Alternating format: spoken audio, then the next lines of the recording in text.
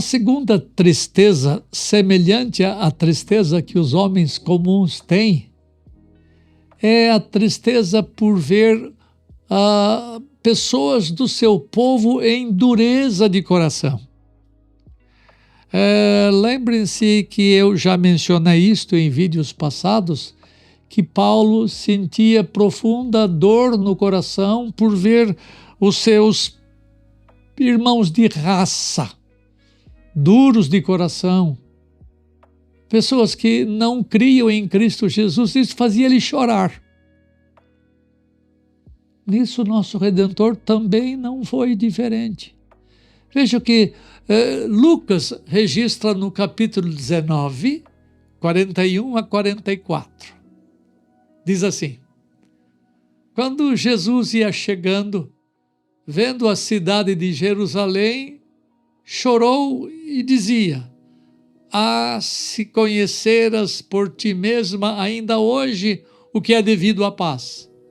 Mas isto está oculto aos teus olhos.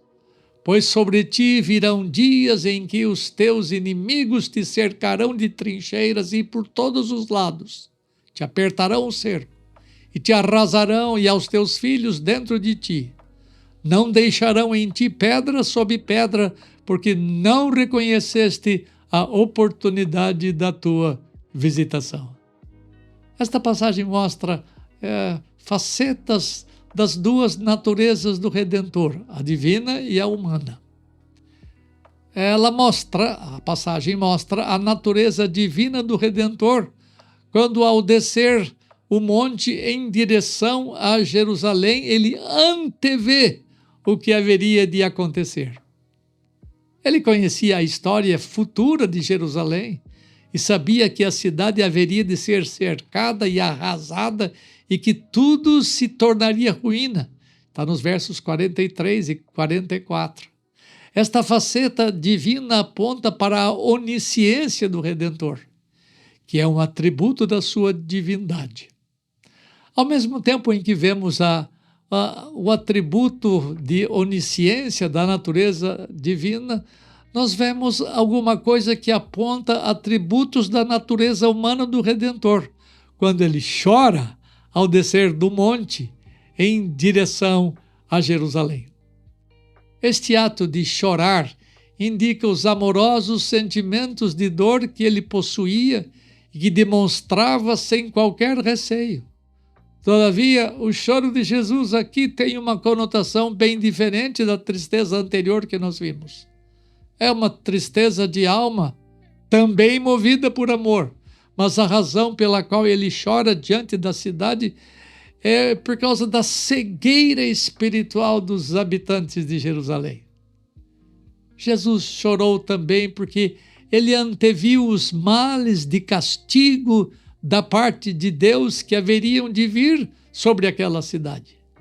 Ele se lembrou da história passada, das grandes revelações que Deus havia dado a ela, das manifestações da sua bondade com Jerusalém e das oportunidades que a cidade teve. Mas agora ela não tinha olhos para ver o que estava acontecendo. Não tinha olhos para ver o que era necessário para viver em paz. Muito menos, Jerusalém tinha olhos para ver o que iria lhe acontecer. Quando viu o quadro todo muito claro de Jerusalém, ele não suportou e desatou a chorar. O rei de Sião chorou. Jesus tinha acabado de entrar triunfalmente em Jerusalém há uns dias atrás. No entanto, em meio de toda a aclamação da multidão, o coração do Redentor se voltou aos gritos entusiasmados da multidão para as misérias de uma cidade culpada, e ali ele chorou. A tristeza do Redentor é uma prova incontestável da sua verdadeira, genuína e plena humanidade.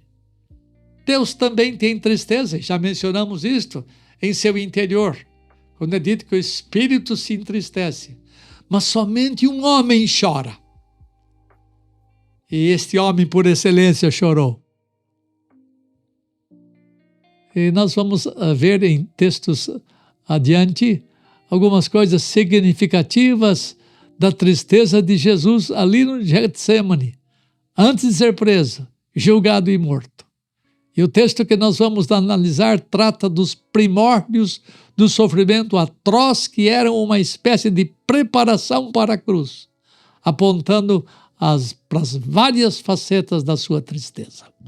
Antes que eu me esqueça, se você não tem tristeza nenhuma por causa de seus irmãos que vão perecendo, se você não tem tristezas por brasileiros que vão morrendo sem o conhecimento de Jesus, e você não sente nenhuma tristeza, alguma coisa está errada com a sua vida cristã. Nós precisamos ter amor pelos nossos compatriotas, coisa que Paulo tinha, coisas que Jesus Cristo tinha e que nós precisamos aprender a ter.